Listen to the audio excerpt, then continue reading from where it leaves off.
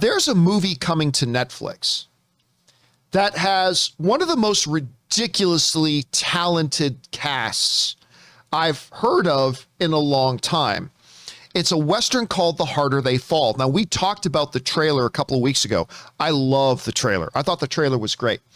And, you know, you got a cast like Jonathan Majors, who, of course, was just in Lovecraft Country. He's now Kang the Conqueror. You had Idris Elba. You have the goddess, Regina King. You have Lakeith Stanfield, who's becoming one of my favorite guys to watch in Hollywood. You have the incredible Delroy Lindo. You have Zazie Beetz, and just on and on. It's just a terrific, incredible cast. So last night, I had the opportunity to watch the movie. I think it comes out on Netflix in a couple of weeks. I can't remember exactly when, but I had the chance to watch this on Netflix last night. This movie is terrible. It's absolutely terrible. Like, to the point, I remember I was watching, a friend of mine was over watching, and about 3/4 of the way through the film, I put this up on Twitter, he just kind of said out loud, "This movie has all the emotional weight of a ham sandwich." Oh. And I'm like, yeah, that's pretty much it. Now, I want to point out, now look, normally about 80 or 90% of the time, I find myself in alignment with what the majority of critics think. Like, if the majority of critics like something, I usually find that I like it too. If the majority of the critics don't like something, I usually find I don't like it either. But sometimes it's different. Right now, this movie, The Harder They Fall, has an 81% on Rotten Tomatoes right now. 81%. That doesn't seem that bad. That's very good. My question is, what the fuck movie did they watch? And I say that understanding all film is subjective. It absolutely is. I'm not taking any of that away from that. But I am so dumbfounded by this. I cannot help but shake my head and say, what the fuck movie did they watch? This movie is awful. Like, it's awful with a capital A. And you know what? I'm not going to give away like things like the main sort of, what's the best thing I'm looking for? I'm not going to give away like the main plot reveals or anything here, but I'm going to give away a couple of details about the film right now, just to illustrate how truly terrible this movie is, okay? Again, I'm not going to give away the big twist at the end. I'm not going to give away a lot of that stuff, but there's a few moments of the film they're going to give away. If you want to know nothing about The Harder They Fall, then tune out for a couple of minutes and then come back in and join us. But here's the thing. So there's this part of the movie. This is just an illustration, okay? This is just an illustration, Aaron. There's a part of the movie where, okay, so the basic gist of the movie is this. Jonathan Majors was wronged, you know this from the trailer, was wronged by Idris Elba's character at some point, and they both run gangs, right? And Idris Elba's character is a bad, bad man, and Jonathan Majors is out to get him for revenge, right? So that's the thing. So they and Zazie Beetz is with Jonathan Majors. Regina King is on Idris Elba's side. Okay, following me here, Aaron? So here's the thing. Mm-hmm. So there's a part in the movie, and again, this is just to illustrate how absolutely absurd this whole film is. There's a part in the movie where Jonathan Majors and his gang, and he's with Zazie Beetz, are looking down at the town where they know Idris Elba is, and it's nighttime. And Zazie Beetz says, "I'm going to go into town. I'll be back by morning. I'm going to go get the lay of the land. I'm going to go figure out what's their strength down there, because they run the town, right? So I'm going to go down there and get their strength and everything."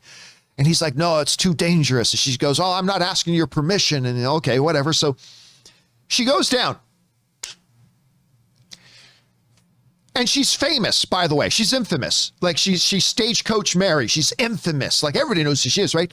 So she goes into town and is literally riding her horse alone down the middle of the street with all these Idris Elba guards looking at her. And she rides right up to the saloon, and she gets captured. And like, you're thinking, oh, so there's a plan that we, the audience, don't know about. No plan. She just rode right into town, and they capture her. Oh, and they beat her up good, right? Like, Regina King is beating on her and stuff like that. So, you know, now you go back to Jonathan Majors and his gang. It's like, all right, well, we got to go into town and save her. No plan. They literally ride into town, 4 horses wide, right down the middle of the street. And so they bring out Stagecoach Mary and say, "You come with us or we kill her." oh, okay, I guess we got caught. So they capture him and beat the shit out of him. And, boom, boom, boom. And meanwhile, all of us, there's me, Ann, and two of our friends are sitting down watching this movie. It's like, wait a minute. What the actual fuck? That's the story? Like, that's the plan these characters had? Let's walk into the town and ride right down the middle and get caught. And then there's this whole bank robbery thing that they have to do, that it ends up they didn't need to do the bank robbery at all. Oh, and this is where like the cream of the crop happened. Do you know what a facade is in sets, Aaron? Okay, for those of you who don't know what a facade is, when you go on like the Universal studio tour or the Warner Brothers lot tour or things like that, a facade is like a set on a street, right? And you see a big building, but it's not a building. If you go behind it, you see it's just a big piece of wood that is made to look like the front of a building, right? It's fake. It's a facade. It's not a real house. It's just the front of the house with nothing behind it, right? Aaron, I kid you not. There are 3 shots, no less than 3. There might have been more that I missed. There are 3 shots because, you know, a lot of it takes place in this town, this Western town. There's no less than 3 shots where you literally see the back of the facades. There where they literally, like you got Delroy Lindo standing in the street. Delroy Lindo's awesome. And behind him, you see the back of one of the building facades. So it's just this sheet wood with the braces on it holding up the front of the building. It's like, wait, was that just a facade? And then they go back to the shot again. It's like, oh my God, they just showed the facade twice. And it's like, did nobody know this? And then like, just, it's so bad. The movie is terrible. And it's too bad too, because the story of it, like the basic elevator pitch of this movie is great. You've got these great performers. What is the elevator pitch? Elevator pitch. Give me the 2-sentence version of what this movie's about. Okay. As a young man, Jonathan Majors, as a young boy, Jonathan Majors' character witnesses his parents murdered by Idris Elba. Idris Elba then goes to jail, but is broken out by his old gang now years later. And Jonathan Majors is the head of his own gang and vows revenge to get Idris Elba. It's great. Love awesome. it. Awesome. Yeah. And you got Lakeith in there, and you got Regina in there. You got Zazie Beetz in there. You got Idris Elba. Delroy Lindo. It's an amazing cast. On and on and on and on. Clearly very talented performers. I was so excited about this movie. Like when I get screening links, I just sit down and pop one on Rick. But I was so excited with this movie. I invited a couple of buddies to come over to the house to sit down and watch with us. I ordered food. I was like, this is going to be awesome. This is going to be great. Because the trailer was great. By the way, note to everybody watching, there was one friend that was not invited, just letting you guys know. I was going to make you drive in from Los Angeles for it. I mean, friends who live like within 15 minutes of me. Okay, I'm just saying, like, I hear you're gonna watch a movie. I'm like, well, I'll watch it at home. But then I hear that you're ordering food, and I'm like, what the fuck? Why wasn't I invited? Okay, but yeah, so you order all this food. You're expecting this is gonna be amazing, and then you all sit down, and it's just a big turd sandwich. Now, actually, Lloyd Lester is asking a question. He's joking around, but honestly, Lloyd Lester in the live chat is saying, John, did you apologize to your friends? I kid you not. When the credits started to roll, I leaned forward, hit mute on the TV. And I turned to my left, my one buddy, Matt. I turned to my right, my other buddy, Ryan. I said, guys, I'm sorry. I am really sorry that I just wasted your evening. I wanted to love this movie, but again, and look, all film is subjective. I mean, you may watch this thing and you may love it. And that's great. Like I said, let me bring this up here again. 81% it's got on Rotten. Now, granted, there's only 26 reviews so far, but I expect that number to go down. But then again, I don't expect it to be as high as it is right now. But listen, don't just take my word for it. It does have an 81% on Rotten Tomatoes right now, which means some of you guys will like it. I am only telling you what my experience was. This movie was utter rubbish.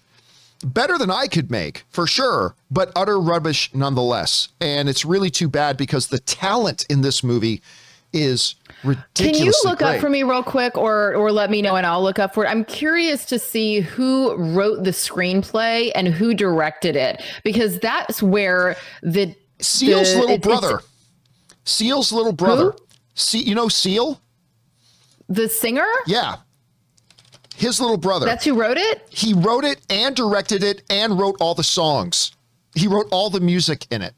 So let me I think it was his first time directing it. I think it was his first time directing. His name's James Samuel. By the way, he spells his first name really cool, Jeymes. I'm actually really very envious of that. That's a really cool name. So he has directed a couple. Well, John, you could always change the spelling of your name to Jahhhn. I want to start John Campea. I want to start my name with a silent Q. So Q something. Okay, so he directed a Jay-Z short called Jay-Z Legacy. And then he did another Western movie back in 2014, I want to say, called They Die by Dawn. When did he do that? 2013. But he hasn't done anything since. And so other than a Jay-Z short. So he wrote the film. He directed the film. He wrote most of the songs in the film. And he also clearly watched about 5 Quentin Tarantino movies and said, that's cool, I want to do that. And then tried to put in a lot of Quentin Tarantino things into it. Which, to be fair, Quentin Tarantino basically watched a bunch of Kurosawa films and said, I want to do that. And so, we all copy filmmakers that we admire. But it's distinct. But Tarantino's films are distinctly Tarantino. There's a lot of influences, yes. But I'm telling you, like, you watch this movie and you're like, oh, that's directly lifted from Tarantino. And that's directly. Got it. I mean, there are worse guys to lift from. But sure. You got to be Tarantino in order. I don't know, guys. Listen. Well, especially for Westerns, I feel like Tarantino is, and I'm a huge Quentin Tarantino fan, but I feel like if you're going to do a Western, Quentin Tarantino is, and this is not a knock, but it's the low hanging fruit of Western. There's so many. I mean, I remember, when I was growing up watching old Westerns with my grandfather, that was just his thing, is he loved watching Westerns. And there's just so many in the history of our film, there's so many Westerns by so many different directors that you could go to for source material and then maybe get influence from that and modernize it, which is what Quentin Tarantino has done when he has stretched out and done Westerns. So I do think that it would be, for anyone out there who's wanting to do I think the way to do it is don't pull from the most recent stock, go back to the original source material, and then find ways of modernizing that. That's what Quentin Tarantino did with his own style. You do the same thing, but don't pull from Quentin Tarantino. Dude's still alive and making movies. Pull from the dead folks. Let me tell you what the most entertaining part of that last night was. Because not only did we get to watch the movie, we watched the live stream of the red carpet first. And so we watched about 15, 20 minutes of the red carpet before they streamed the premiere of the movie. And since he's Seal's little brother, Seal was there, right? And sure, one would hope. I think he does one of the songs in the closing credits as well. Seal does. If you want to know what a boss Seal is, follow this. We're watching this and we're just laughing our heads off. So Seal comes walking in and he's hanging out with Jay-Z and his brother and, and a couple, Regina King and whatever. And you see some other people come down and they've got like this one guy came down the carpet. I can't remember who it was, but he had this like stunning date. His date was just gorgeous and stunning. And then this other girl comes down and she had a date with her too. And she was also stunningly beautiful. They all look great. Everybody coming down the carpet. Look, they were all dressed to the nines. They all look great. But then like about 5 minutes later, you see Seal walking back up the carpet. And this time he's got the other guy's girlfriend on his arm. It's like, what the fuck is Seal just, we were all laughing. It's like Seal's just walking around stealing people's girls.